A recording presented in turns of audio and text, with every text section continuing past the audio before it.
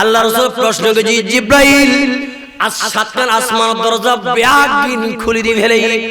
আল্লাহর আরশ পর্যন্ত নাসি উঠিল জমিনের মধ্যে যার জানাজা পরিবের লাই ৭০,০০০ ফেরেশতা আল্লাহ জমিন ফাটাই দে জিব্রাইলের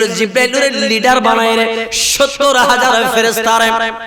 জমিন ফাটাই দিয়ে যার জানাজা পরিবের লাই যেতে মানুষের খাটিয়াত ধরে আনে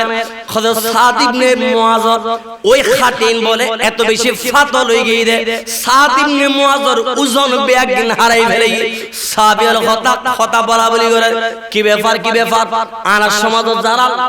মৃত মানুষ যারা হাড়ত গরি বহন করছেন ওনারা হইতে পারিবেন স্বাভাবিক জীবিত মানুষের তুলনায় মৃত মানুষ একটু ভারী হয়ে যায় ঠিক না ঠিক ভারী হয়ে যায় সাদ ইবনে মুআয আইন গো জাদা বাকা ছিলনি জিবের বলে ওজন হারাই ফেলে সাহাবীল কথা আলোচনা সমালোচনা করে কি ব্যাপার মানুষ ইন্তেকালের পর তো ভর এগুতে জানি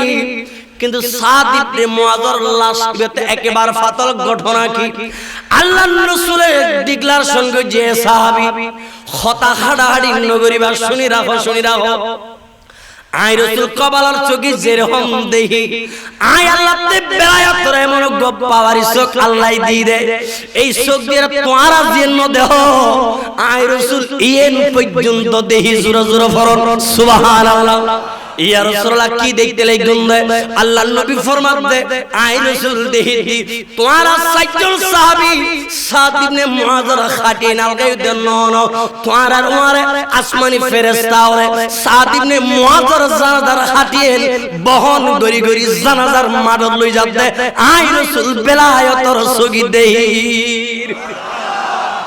আরে কান জোরে হন সাই সুবহানাল্লাহ